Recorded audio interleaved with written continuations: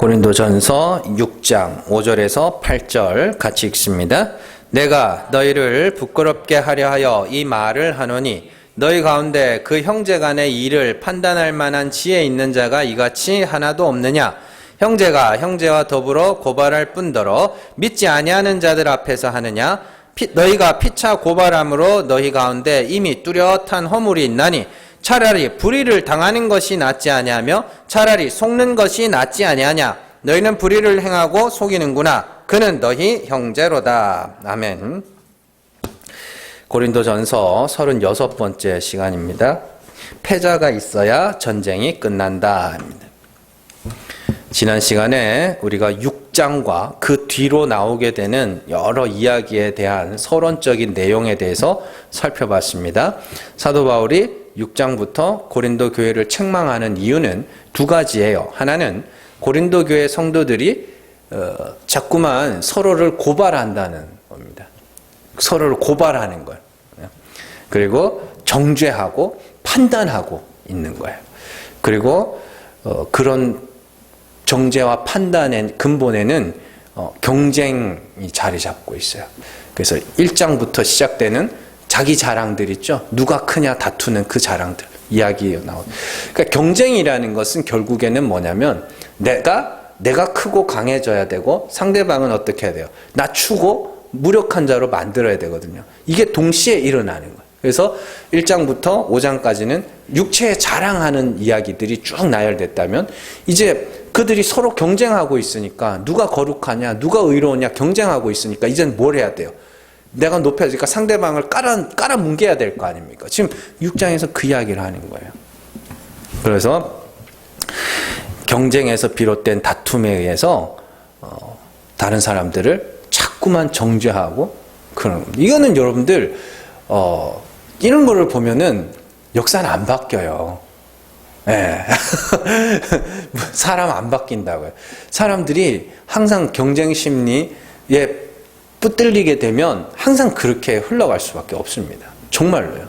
그런 것들을 제가 사역을 하면서 너무 많이 봐왔기 때문에 근데 중요한 건 자기가 그렇게 경쟁 심리로 그렇게 하는 줄 모릅니다. 심지어 알고 하는 사람들도 있는데 대부분 모릅니다. 휩쓸려서 막 그렇게 해요. 자, 또 사도 바울이 교회를 책망하는 또 하나의 이유는 그러한 사소한 다툼마저도 판단할 수 있는 자가 없어서 끝없이 고발을 이어지고 있는 거예요. 고발이라 그러니까 뭐 경찰서 가서 고소장 제출하는 그런 고발이 아니고 너 왜 그렇게 살아? 너 성도라는 게 왜 그렇게 살아? 이런 고발이라니까. 그래서 그걸 판단할 수 있는 자가 하나도 없냐? 이렇게 이야기를 하는 거예요. 자, 성도는 하나님의 은혜에 의해서 구원에 이르는 것이기 때문에 어떻게 산다고 해서 더 높은 자리에 오르는 것도 아니고 반대로 어떤 못된 짓을 한다고 해서 구원이 취소되는 것도 아닙니다. 다만 작게는 개인적으로 그리고 교회 안에서 크게는 이 땅에서의 삶과 복음 증거를 위하여 유익한 대로 이것과 저것을 행하면서 사는 것일 뿐입니다. 그래서 유익한 것이 있고 덜 유익한 것이 있을 뿐이지 그것 자체가 우리의 신앙을 대변해 줄 수가 없다는 소리예요. 그래서 지난 시간에 제가 아무것도 아니다라는 말의 의미에 대해서 살펴봤습니다. 안개 같은 인간, 티끌 같은 인간의 어떠한 행동이 하나님 앞에서 아무 의미가 없다는 것은 그게 선도 아니고 악도 아니라는 거예요. 그러니 성도들을 권면할 때 하나님이 어쩌고 하는 소리 하지 말라고 그랬죠. 너 그러면 안 좋을 텐데 뭐 이렇게 하는 게 더 좋은 건데 이렇게 이야기를 해주는 거지 그걸 갖다가 하나님이 이렇게 하면 그러면은 안 되는 거예요. 그게 종으로 만들어 버리는 거라니까요. 대부분 성도를 권면한다고 하는 사람들이 항상 하나님의 이름을 빌어서 권면하는 경우가 있는데 그런 종류의 말을 듣고 있다 보면은 이게 협박인지 권면인지 분간이 안 갈 때가 있어요. 예를 들어서 술에 관한 문제에 대해서 말할 때 술은 몸에 나쁜 것이니까 안 먹는 게 좋아. 또 대부분의 사람들은 교회 다니는 사람들이 술을 안 먹는다고 알고 있으니까 보이는 데서는 먹지 마. 뭐 이 정도로 하면은 그게 권면인 줄 알아듣거든요. 근데 꼭 보면은 술 취한 자는 구원에 이르지 못한다고 했으니 하나님 나라를 유업으로 받지 못한다고 그랬으니까 절대로 술 취하면 안 된다. 그 순간 그게 협박이 되는 거예요. 그러니까 그들에게 있어서 말씀이라는 건 협박용 도구가 돼버리는 거죠. 사도 바울이 교회에게 하는 말이 바로 그겁니다. 유익한 것과 구원에 관한 것을 구별하지 못해서 권면과 협박을 구분하지를 못해서 서로 고발하고 심지어 믿음이 없는 자들에게 가서 어느 것이 옳은지를 판단해 달라고 할 만큼 너희가 그 정도도 지혜가 없느냐 그렇게 이야기를 하는 거죠. 그래서 뒤에 가면요 사도 바울이 마치 원효대사 해골물 이야기를 하는 것 같은 이야기도 나옵니다. 거기 8장 고린도전서 8장 8절에서 11절로 한번 가보세요. 같이 읽습니다. 음식은 우리를 하나님 앞에 내세우지 못하나니 우리가 먹지 않는다고 해서 더 못 사는 것도 아니고 먹는다고 해서 더 잘 사는 것도 아니니라. 그런즉 너희의 자유가 믿음이 약한 자들에게 걸려 넘어지게 하는 것이 되지 않도록 조심하라. 지식 있는 내가 우상의 집에 앉아 먹는 것을 누구든지 보면 그 믿음이 약한 자들이 양심이 담력을 얻어 우상의 재물을 먹게 되지 않겠느냐. 그러면 내 지식으로 그 믿음이 약한 자가 멸망하나니 그는 그리스도께서 위하여 죽으신 형제라. 아멘. 잘 보세요. 8절에 보시면 음식은 우리를 하나님 앞에 내세우지 못한다. 그죠?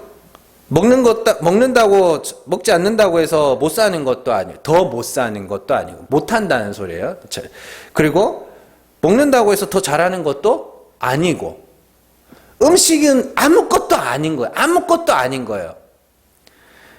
그런데 10절과 11절의 말씀을 보면, 자, 지식이 있는 사람이 믿음이 있는 너, 그죠? 믿음이 강한 너, 그걸 지식이 있는 너라고 이야기를 합니다. 지식이 있는 네가 우상의 집에 앉아서 먹는 것을 보면 믿음이 약한 자들의 양심이 담력을 얻어서 우상의 재물을 먹게 되고 그로 인해서 그들이 멸망하게 될 것이다. 이렇게 이야기를 해요. 먹는 건 아무것도 아니래매요. 예? 아무것도 아니래매요. 근데 우상의 재물을 먹었다고 그게 멸망을 받는다고요? 완전 모순되는 거죠. 아, 그러면 이거를 뭐라 그러냐면, 아, 그걸 그냥 음식으로 보고 먹으면 괜찮고, 아, 저건 우상의 제물로 보고 먹으면 안 된다. 그게 원효도에서 해골물이잖아요. 그죠? 이렇게 밤에 목이 너무 말라가지고 막 주변에 뭐가 있어가지고 먹었더니 너무 시원하게 먹고 아침에 일어났더니 거기 해골 안에 고여있던 물이라고 막 다 토했다고 그러잖아요. 그런 이야기 하는 것 같지 않으세요? 그 대부분의 설교자들이 그렇게 이야기를 하더라고요. 우상의 제물인 줄 알고 먹으면 죄가 되고 멸망을 받는 거고, 그냥 음식으로 보고 먹으면 아무것도 아니라는 거예요. 아니, 그러면 뭐예요, 이건? 여기서 중요한 거는, 자, 지식이 있는 내가 우상의 집에 앉아 먹는 것을 누구든지 보면 그 믿음이 약한 자들의 양심이 담력을 얻어 우상의 재물을 먹게 되지 않겠느냐. 이게 무슨 말인지 여러분들 잘 아셔야 됩니다. 음식이라는 것을 먹든지 안 먹든지 그건 아무것도 아닌 거죠. 그런데 믿음이 약한 자들이 저건 먹어도 되는 거네? 뭔 말인지 아시겠어요? 아, 저건 먹어도 되는 거구나라고 먹어버리면, 자, 돼요, 안 돼요? 우상의 재물 먹으면 돼요, 안 돼요? 아무것도 아니라니까요? 되는 것도 아니고 아닌 것도 아니고 아무것도 아니에요. 그냥 가치 없음, 0인데 플러스 1이든 마이너스 1이든 거기다가 가치를 부여해버리는 순간 그들은 반드시 그걸 갖고 점수를 쌓게 된다니까요. 지금 바울이 그 이야기를 하는 거예요. 먹어도 돼? 아, 먹어도 되는구나. 먼저 믿은 저 목사가 먹는 걸 보니까 아, 먹어도 되는구나. 근데 목사가 또 앞에서 먹으면 안 된다. 아, 먹으면 안 되는구나. 그렇게 구분을 짓는 게 잘못됐다고요. 바울이 이야기하는 게 그거예요. 그때 가면 더 자세하게 배우겠지만 먹어도 된다? 먹으면 안 된다? 그게 하나님과 무슨 상관이 있느냐는 거예요.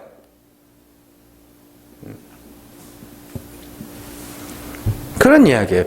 먹는 것은 아무것도 아니라고 그러잖아요. 먹지 않는다고 해서 잘하는 것도 아니고 먹는다고 해서 못하는 것도 아니라고. 그건 아무것도 아니라고. 근데 먹어도 돼. 먹으면 안 돼. 그게 잘못됐다고요.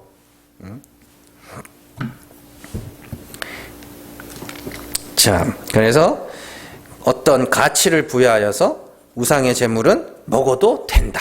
혹은 우상의 제물은 먹으면 안 된다는 그 생각을 하여 자신이 먹거나 혹은 먹지 않는 것이 하나님 앞에서 어떤 의미가 있는 줄로 생각을 하게 되면 그것이 곧 뭐가 되는 거예요? 율법주의가 되는 거예요. 자, 좀 더 쉬운 예를 들어서 설명을 해드릴게요. 자, 술을 마시면 악이에요? 술을 마시면 악한 거예요? 아니면 안 마시면 선한 거예요? 그렇게 술을 마시거나 혹은 마시지 않는 것 자체에 의미를 부여하면 그것 자체가 은혜가 은혜 되지를 못하는 게 되는 거예요. 아무것도 아닌 것으로 그냥 뭐예요? 몸에 해로우니까 또 바깥에 교회 안 다니는 사람들이 교회 다니는 사람들은 술을 안 먹는다고 알고 있으니까 그러면 절제하자. 그 정도는 오케이. 근데 하나님이 술 마시면 나쁜 거래요. 그 말을 하는 사람이 믿음이 약한 사람이라니까. 그래서 안 마시는 게 더 유익하니까 마시지 말라고 권면하는 거고 마시는 자들에게는 몸 상하지 않게 적당히 하시라고 권면하시고 바깥에까지 나와서 이렇게 해도 되겠냐고. 그 정도만 권면하면 되죠. 그래서 먹는 것이 잘한다 혹은 잘못한다, 먹지 않는 것이 잘한다 잘못한다 하여 그것이 마치 하나님 앞에 어떤 의미라도 있는 것처럼 생각한다면 그들은 하나님을 제대로 알지 못하는 것이며 은혜를 깨닫지 못한 것이기 때문에 그들이 멸망에 이를 수도 있다. 그러나 하나님이 택하신 자들은 하나님이 절대 그렇게 놔두지 않아요. 그들이 지식이 없고 믿음이 약하기 때문에 그렇게 생각을 하지만 그들에게도 지식이 들어가서 그죠? 그 지식으로 말미암아 믿음이 강하여지면 그들도 그렇게 될 거 아닙니까? 자, 제가 한 가지 예를 더 들어드릴게요. 제가 1995년 11월 달에 수능 시험을 쳤어요. 그래서 수능을 보기 전에 고등학교 다닐 때는 교복을 입어야 됐고 머리도 저희는 스포츠로 쳤어야 됐어요. 그래서 진짜 선생님이 바리깡으로 여기 쿡 찍었어요. 그때만 해도 전자 바리깡이 있었던 시절이거든요. 근데 옛날 바리깡 있죠? 이렇게 하는 거. 그거를 선생님이 들고 다니면서 쿡 찍었다니까요. 머리 안 깎아오면은. 가르마 타고 이러면은. 그리고 명찰 무조건 달아야 되고, 배지 무조건 달아야 되고, 와이셔츠 색깔 항상 하얀색 입었어야 돼요. 넥타이는 없었거든요. 저희 교복에는. 그래서 항상 그래가지고 맨날 학교 앞에서 맨날 서 있어요. 거의 추워가지고 안에 뭐 두꺼운 거라도 걸쳤다 그러면 묵묵 두들겨 맞는 거예요, 학교에서. 자, 그러다가 수능을 보러 갔어요. 95년 11월 달에. 되게 충격을 받았어요. 왜냐하면은 수능을 치러 온 사람들 중에 재수생들, 삼수생들이 꽤 있었거든요. 근데 그 사람들은요, 염색도 했고, 그리고 추리닝 입고 쓰레빠 신고 와가지고 심지어는 그때는 요즘처럼 실내 금연 이런 거 없었거든요. 그래서 선생님들도 교실에서 담배를 피던 시절이었거든요. 이 재수생들이 교실에서도 담배를 펴요, 얘들이. 네.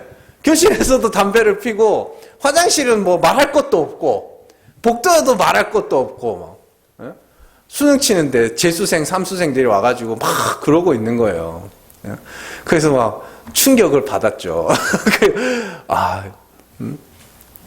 근데 한번 보세요. 학교 다닐 때는 교복도 갖춰 입어야 되고, 와이셔츠 색깔도 맞춰 입어야 되고, 배지도 달아야 되고, 명찰도 달아야 되고, 머리도 깎아야 되고, 뭐가 되게, 구두도 못 신겠어요. 운동화 무조건. 그래서 그렇게 탁 갖춰서 지켜야 될 게 너무 많은 거잖아요. 근데 막상 수능 시험장 갔더니 보는 건 뭐밖에 없어요. 시험 칠 때 부정행위만 안 하면 되는 거라.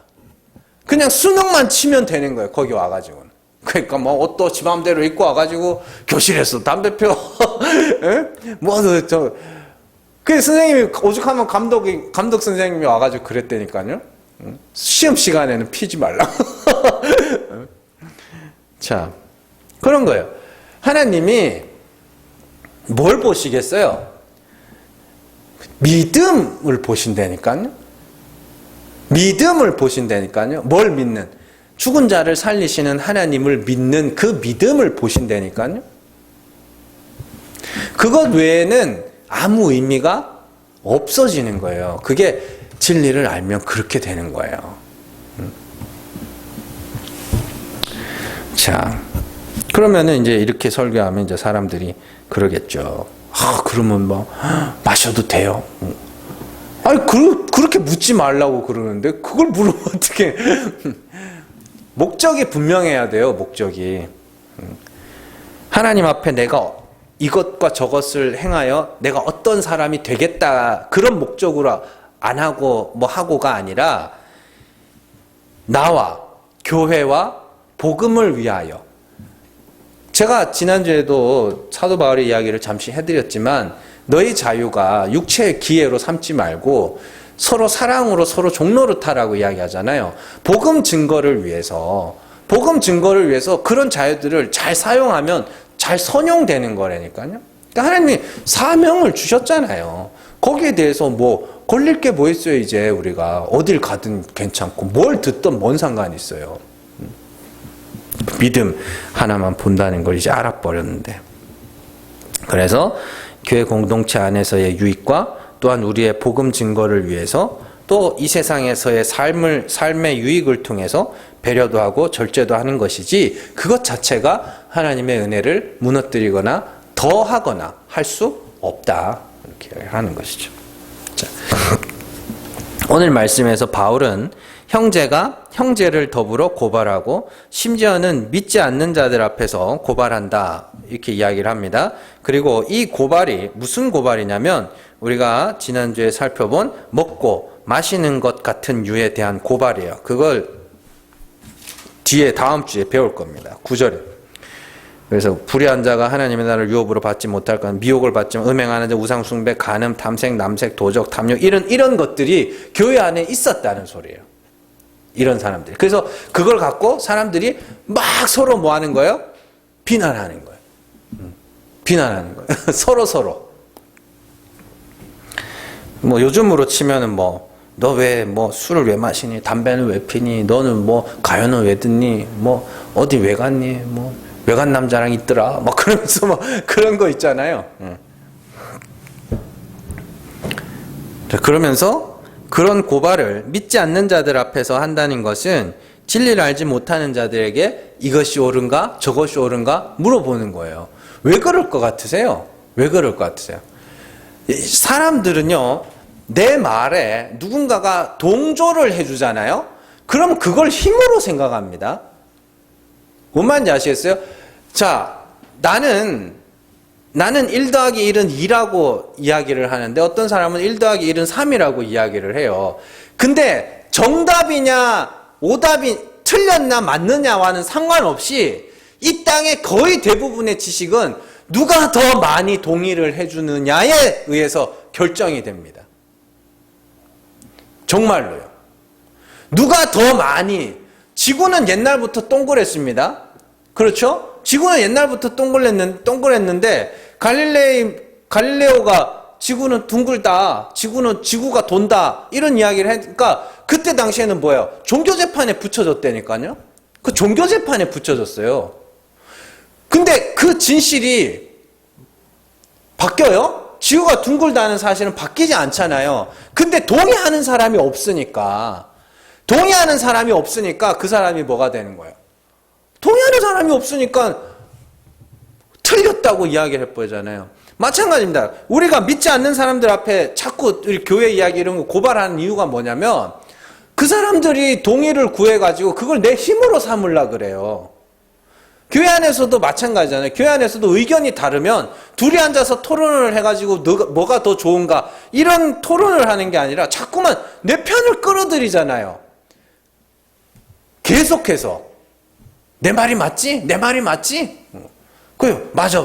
그럼 이제 가가지고 야 쟤도 맞댄다. 그러고 싸우는 거예요. 그게 다 힘이라니까요. 인간들의 자기 힘 쌓기. 자, 근데 재밌는 게 성경에 보면은 아주 유쾌한 장면이 하나 나오는데 사도행전 18장으로 한번 가보세요. 사도행전 18장 12절에서 16절 말씀입니다.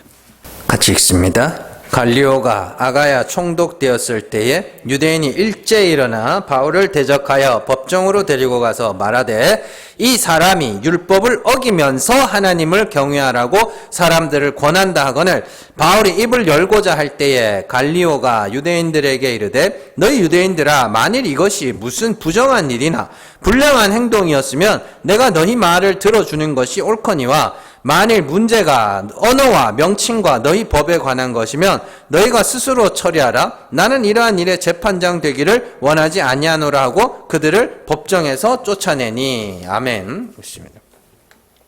자, 잘 보시면은 여기 등장인물이 세 사람이 나오죠. 세 부류가 나오죠. 첫 번째가 바울이고 두 번째는 유대인들입니다. 그 세 번째는 갈리오, 총독 갈리오죠. 첫 번째 나오는 사도 바울은 율법에 대하여 죽고 하나님의 은혜를 바라는 자들이죠. 바라는 자죠. 그래서 13절에 보시면 유대인들이 바울이 한 말을 그대로 옮겨놨는데 율법을 어기면서 하나님을 경외하라고 권한다. 맞는 말이에요? 틀린 말이에요? 맞는 말입니다. 율법을 유대인들의 입장에서는 맞는 말이에요. 율법으로 죄를 알고 그 죄로 죽어 하나님의 긍휼을 구해야 된다고 가르쳤으니까. 그러면 율법으로는 반드시 뭘 알아야 돼요? 죄를 알아야 되기 때문에 율법을 어기는 일이 그에게는 있어야 되는 거죠. 그래서 율법으로 죄를 알아야 된다라고 자꾸 그렇게 말을 하니까 유대인들이 보기에는 뭘로 들리냐면 율법을 어겨야 되는 거라고 가르치는 걸로 그렇게 보이는 거죠. 그래서 율법으로 죄를 알아야 된다 그러니까. 그죠? 그래서 그래야 하나님을 경외하게 되는 거 아닙니까? 주의 긍휼을 구하는 거. 그래서 유대인들의 입장에서 보면 그 유대인들이 사도 바울을 고발한 게 맞아요. 그리고 두 번째 등장인물이 유대인들입니다. 그리고 유대인들은 율법의 계명들을 잘 지켜서 스스로 영생에 이르러야 한다. 스스로 하나님 앞에 옳다 인정함을 받아야 된다. 그렇게 가르치는 자들이었어요. 그들에게 있어서 율법이라는 건 영생에 이르게 하는 도구이며 자기를 살게 하는 법이며 그것을 열심히 지켜 스스로 하나님께 의롭다함을 받아야 하는 생명과도 같은 법이었어요. 그렇죠? 그런데 중요한 것은 세 번째 등장인물인 갈리오거든요. 이 갈리오는 믿지 않는 사람이에요. 그리스도를 믿지 않는 사람이기 때문에 그리스도와는 상관이 없는 사람이죠. 또 이방인입니다. 이방인이기 때문에 율법과도 상관이 없는 사람이에요. 그냥 로마법을 따라서 판단할 뿐입니다. 그래서 그런 갈리오에게 있어서 율법의 이야기와 하나님을 경외하는 이야기는 뭐예요? 아무 의미 없는, 뭔 소리야? 뭐라는 거야? 뭐 불법한 일이나 뭐 불량한 일 아니면은 나한테 오지 마. 그러고 쫓아내요. 쓸데없는 싸움을 하고 있어. 여러분들, 교회 밖에 있는 사람들이 교회 안에서 막 싸우는 일들 볼 때 그런 마음입니다. 그게 싸움이 돼?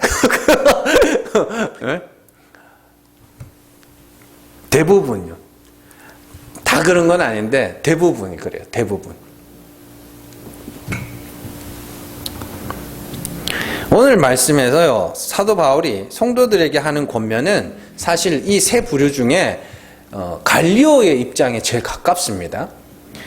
모든 성도들은 그리스도 안에서 이미 의롭다함을 받은 자이며, 그렇게 의롭다함을 받은 자들은 어떤 특정한 행동이 하나님의 보시기에 가치 있는 행동인지를 고민하는 것이 아니라 교회와 복음 증거, 그리고 자신의 일상에 있어 유익한 대로 살라는 의견을 견지하고 있는 거예요. 그러니까 성경에 보면 하나님이 이렇게 그런 소리 안 했다는 이야기예요. 그냥 유익한 대로 살아.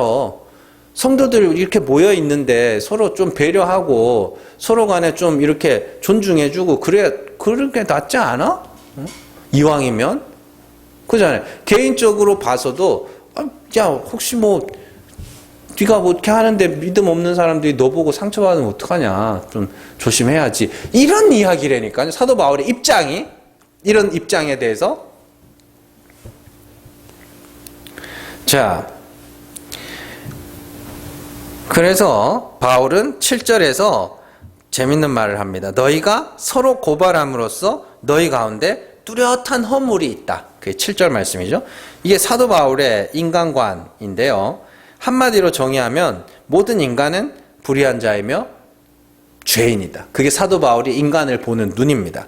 그것은 단순히 사도 바울의 인간관일 뿐만 아니라 성경의 인간관이기도 해요. 왜냐하면 하나님께서 아담에게 땅을 저주를 해버리셨잖아요. 그러니까 아담을 저주를 한 거라니까. 그래서 거기에서는 선한 것이 나올 수가 없도록 만들어놨어요.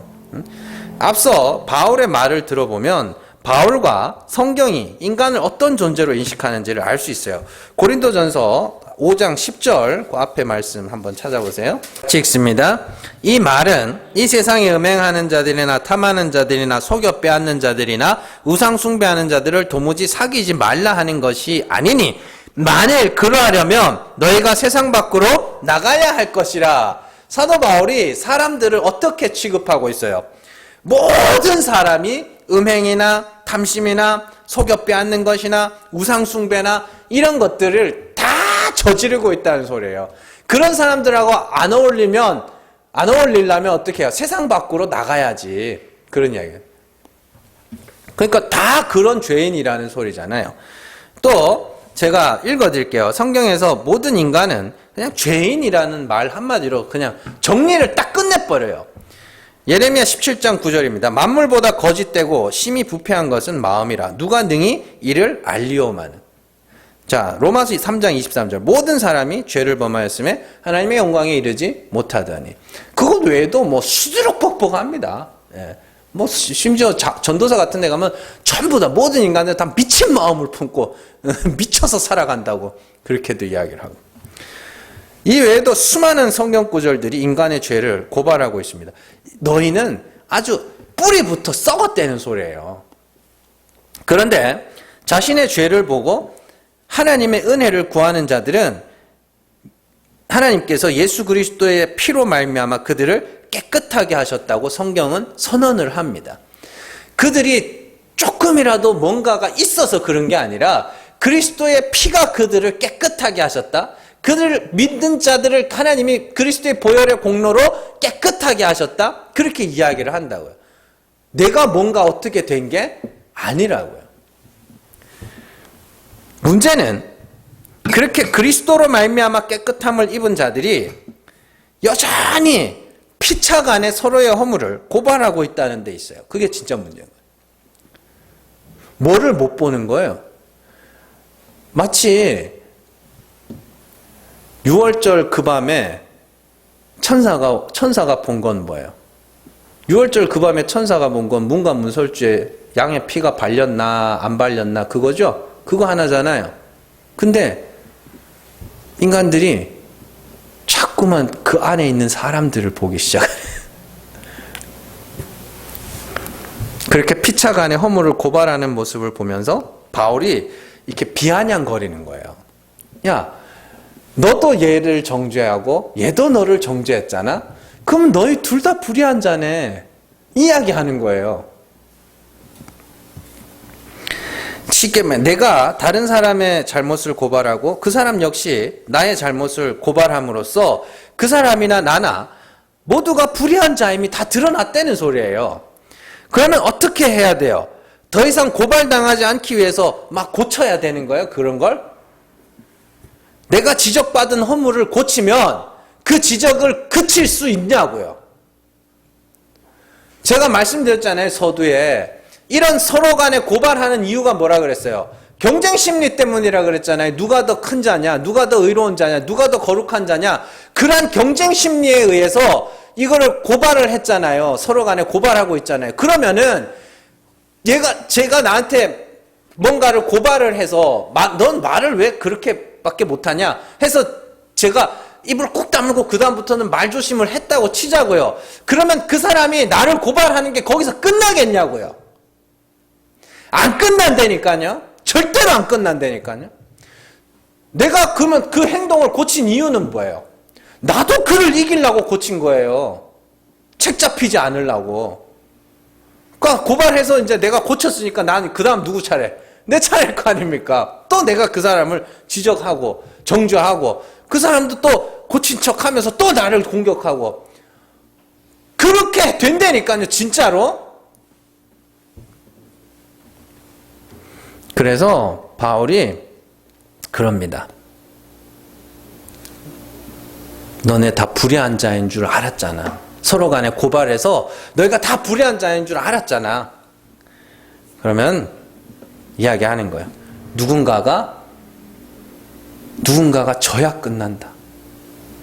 네. 누군가가 져야 끝난다. 자, 7절을 잘 보세요. 너희가 피차 고발함으로 너희 가운데 이미 뚜렷한 허물이 있나니. 제가 말씀드렸죠, 뭔지. 차라리 불의를 당하는 것이 낫지 아니하며 차라리 속는 것이 낫지 아니하냐? 너희는 불의를 행하고 속이는구나. 이렇게 돼 있죠. 이게 이제 수동태와 능동태를 쓰는 거거든요. 불의를 당한다는 건 그 사람이 나를 해코지 할 때 당해주라 이런 이야기가 아니라 누군가가 너희의 불의함을 지적할 때 그래, 나 불의한 자 맞아. 그래서 난 예수를 믿는 거야. 그렇게 불의를 당하는 거. 그리고 여기서 속이는구나 이렇게 돼 있는데 이 속이다 이 단어가 강탈하다, 빼앗다라는 단어예요. 뭘 빼앗는 거예요? 내 의를 빼앗아 가는 거예요. 그게 내 허물을 지적하여서 그 허물이 드러나면 어떻게 돼요? 내 의가 빼앗기는 거잖아요. 그게 나의 의로움, 나의 거룩함 빼앗기는 거잖아요. 그래서 바울이 야, 차라리 불의를 당하여 내가 불의한 자임을 고백하는 것이 낫지 않아? 차라리 네 의를 누군가가 빼앗으려고 네 허물을 드러낼 때 차라리 빼앗기는 게 낫지 않아? 그런데 너희는 도리어 어떻게 했다 그래요? 불의를 행했다니까. 사람들한테 해코지한 이야기가 아니라 그들을 불의한 자로 정죄하였고 그들의 의를 빼앗으려고만 한다는 소리예요. 그러니까 이 고발 전쟁이 끝나지를 않는 거예요. 계속해서.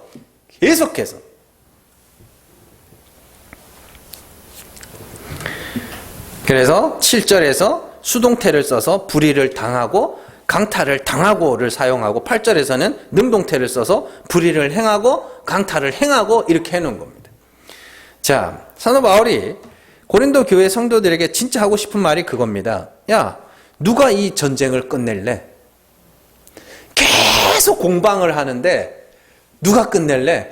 그 이야기 하는 거예요. 단순하게 판단할 자가 없느냐? 그 이야기에서 끝나는 게 아니고 가만 놔두니까 누가 더 큰 자냐, 누가 더 나은 자인가 이런 다툼이 처음에는 1장에서는 뭐였어요? 나 누구한테 배웠다? 그런 걸로 시작돼가지고 이제는 막 나중에는 서로 시기하여서 더 깔아뭉개려고 그러는 거야. 내가 더 나은 자가 되기 위해서. 계속 그런 경쟁, 이런 전쟁이 계속 끝나지를 않으니까 바울이 그러는 거예요.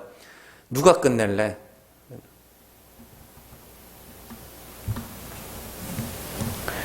여러분들, 이 땅의 모든 전쟁은 정확하게 말씀드릴게요. 패자가 있어야 끝납니다. 승자가 있어야 끝나는 게 아니고 패자가 있어야 끝나요. 전쟁은. 승자가 있으면 끝난다고 그렇게 이야기를 하는 사람들이 있습니다. 실제로. 근데 잘 보세요. 내가 이겼잖아요. 이겼으면 이 사람이 나중에 힘이 크면 또 싸운다니까요. 근데 지는 사람이 있어야 전쟁이 끝나요. 그래서 태평양 전쟁이 어떻게 끝났어요? 막 일본이 진주만 습격하고 막 그래가지고 미국이 열받아가지고 핵폭탄 2개 터뜨렸잖아요. 그리고 일본이 항복했죠. 그래서 끝난 거예요. 2차 세계대전도 마찬가지죠. 독일이 항복해서 끝난 거예요. 우리나라 전쟁은 왜 안 끝나고 있어요? 휴전 상태죠, 우리나라는. 전쟁을 쉬고 있어요. 왜냐하면 진 사람이 없어요. 그래서 안 끝나는 거예요. 집안 싸움? 서로 이기려고만 해봤지 누가 지려고 해본 적 있어요? 그래서 안 끝나는 거예요. 그래서 되게 진짜로 약 올리는 사람들이 어떤 사람들 제가 딱 마주 앉았을 때 할 말 다 하는 게 아니라 그냥 막 했잖아 이러고 이제 획 뒤돌아섰는데 뒤에서 지는 뭐 이런 거 있죠. 이게 진짜 사람 속 뒤집는 거예요. 이긴 줄 알고 돌아섰는데 또 그러네. 그러다가 이제 막 더 큰 싸움 되고 이러는 거거든요. 자, 전쟁이라는 거는 확실한 패자가 있어야 끝나는 겁니다. 근데 이 세상의 전쟁은 힘으로 억누르고, 그죠? 힘이 없어서 이렇게 이야기를 하잖아요. 바울이 지금 그 이야기를 하는 겁니다. 누가 이 전쟁을 끝낼래? 서로 각자의 자랑들을 내어놓고 그러면서 내가 큰 자라 이야기하면서 동시에 서로의 허물과 죄를 막 폭로하여서 그들을 짓밟아서 내가 또 그들 위에 올라서려고 하는 그런 경쟁들이 일어나고 있는데 누가 끝낼래? 허물을 당하는, 불의를 당하는 게 낫지 않아? 왜냐하면 너희가 그런 일을 행한다고 해서 하나님 앞에 더 귀하거나 덜 귀해지는 게 아니라 너희는 예수 그리스도의 이름과 하나님의 성령 안에서 거룩함과 의롭다함과 씻음을 받은 자들이잖아. 너희를 구원하는 건 예수 그리스도잖아. 그런데 그거 하나, 그 불의 하나, 불의를 당하는 거 하나 못 견디겠니? 그래서 다음 주에 우리가 배울 거지만 9절과 10절의 이야기가 나오는 거예요. 불의한 자가 하나님의 나라를 유업으로 받지 못할 줄을 알지 못하느냐? 미혹을 받지 말라. 쭉 죄를 나열해 놓고 10절, 11절 너희 중에 이와 같은 자들이 있더니 미완료예요. 미완료 시제가 뭐냐면 여전히 있다는 뜻이에요. 여전히 그런 자들이 있어. 서로가 서로의 죄를 자꾸 폭로를 하는데 기억해라. 너희는 주 예수 그리스도의 이름과 우리 하나님의 성령 안에서 씻음과 거룩함과 의롭다 하심을 받은 자들이야. 그러니 그 죄를 누군가가 너희의 불의를 고발하고 너에게 불의를 행한다고 할 때 누가 그 불의함을 당하여 전쟁을 끝낼 거냐? 그런 이야기예요.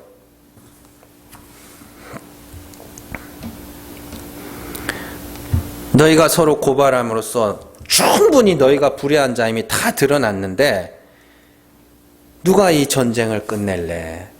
그래, 나는 이래서 예수를 믿는다. 그래서 나는 십자가가 꼭 필요하고 그래서 나는 하나님의 은혜가 필요하다. 이렇게 불의를 당하여 다 받아내고 그 불의를 당하여 전쟁을 끝낼 자가 누구야?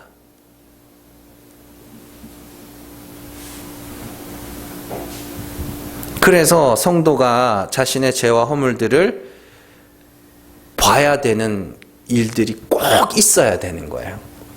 그것을 감추고 숨기고 부정하고 핑계댄다고 되는 문제가 아닙니다.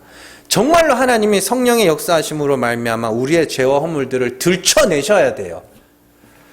그래서 누군가가 그 죄를 지적할 때 너는 잘났냐라고 따지는 게 아니라 맞다고. 그래서 내가 예수 믿는 거라고. 내가 또 불편했다면 미안하다고. 여러분들 그게 이기는 거예요. 왜 그게 이기는 거냐면 전쟁을 끝내는 사람이 이기는 사람이에요.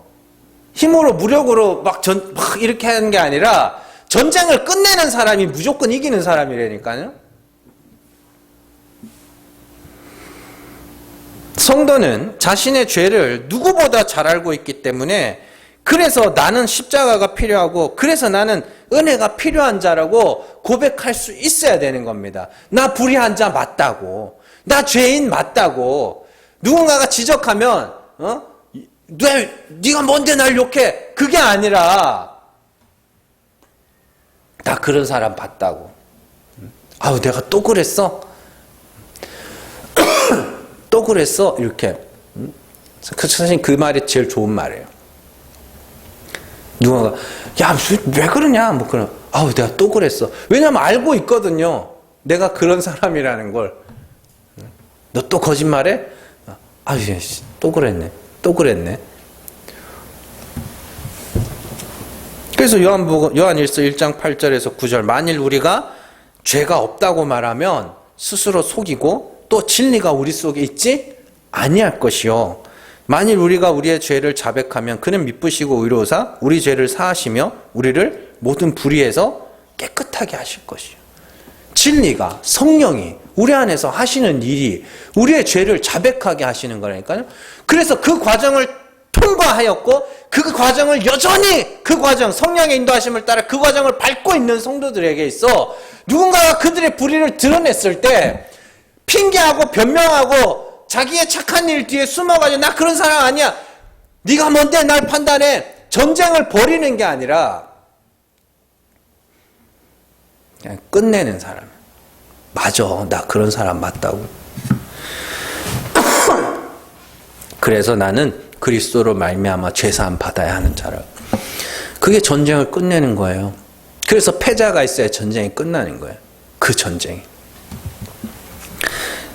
저도 압니다. 그게 얼마나 자존심 상하는 일이고 얼마나 부끄러운 일인 거 저도 알아요. 다른 사람들이 나 막 죄를 지적해놓고 그래서 나 그런 사람 맞다고. 그래 뭐 억지로 하라는 게 아닙니다. 되게 돼 있어요. 여러분들이 진리의 말씀을 깨달으면 되게 돼 있다고요. 당장에 막 대번에 된다는 거 아니야. 툭탁 하다가 어느 순간 돼요. 그게. 듣고 보니까 틀린 말이 하나도 없다 그러냐고. 그리고 그것마저도 자존심 상한데 거 봐라. 응? 쟤 그런 애라니까. 앞에서 그렇게 해보세요. 진짜 자존심 상하고 속상한 일이지. 근데 정말로 여러분들이 성령의 인도하심을 따라서 내 부족함과 연약함을 알아가는 성도들은요. 그 비아냥 그것도 다 받아내요. 자존심 상하고 너무 속상하지만 그것도 다 받아내면서 맞네. 이렇게 간다고요. 그래서 전쟁이 거기서 끝나요. 그래서 그 사람들이 이긴 자라니까요. 근데 그 앞에서 거 봐라 내 말이 맞지 비아냥거린다? 진 거예요 그게. 왜냐하면 그 사람은 은혜를 알지 못하는 거예요. 아직까지. 자신의 죄를 날마다 들여다보는 사람은 다른 사람들이 고발하면 그게 맞는 말이기 때문에 점점 할 말이 없어져요. 그래서 말싸움하면 맨날 지는 거예요. 그게 불의를 당하고 강탈을 당하는 겁니다. 그래서 반박과 변명이 아니라 십자가 뒤로 숨는 거예요. 그래서 나 예수 믿는 거야. 우리 다 그래서 예수 믿는 거 아니야? 그래서 우리가 하나님의 은혜를 구하는 거 아니야? 그렇게 전쟁이 끝나는 겁니다. 그래서 여러분들이 한번 해보세요. 집에 가셔서 크고 작은 싸움들 속에서 오고 갔던 말들 있잖아요. 잘 한번 생각해 보세요. 틀린 말 있나? 틀린 말이 있나? 잘 한번 생각해 보시라고요. 자존심 같은 거 잠깐만 내려놓고 정말로 조용히 한번 앉아서 틀린 말이 있나 한번 잘 생각을 해보세요. 다 맞는 말이라서 하는 거예요. 그러면 뭐 가가지고 굳이 뭐 가가지고 내가 뭐 그렇게 할 필요 없이 그냥 맞네 맞지 뭐 그럼 돼요. 그 사도 바울이 성도들에게 하는 말입니다. 누가 불의를 당하여 이 전쟁을 끝낼 것이냐. 여러분들이 전쟁을 끝낼 수 있는 어디에서건 교회에서건 가정에서건 직장에서건 어디에서건 여러분들에게서 전쟁이 끝날 수 있는 그런 하늘의 지혜가 있기를 주님의 이름으로 축원합니다. 기도하겠습니다.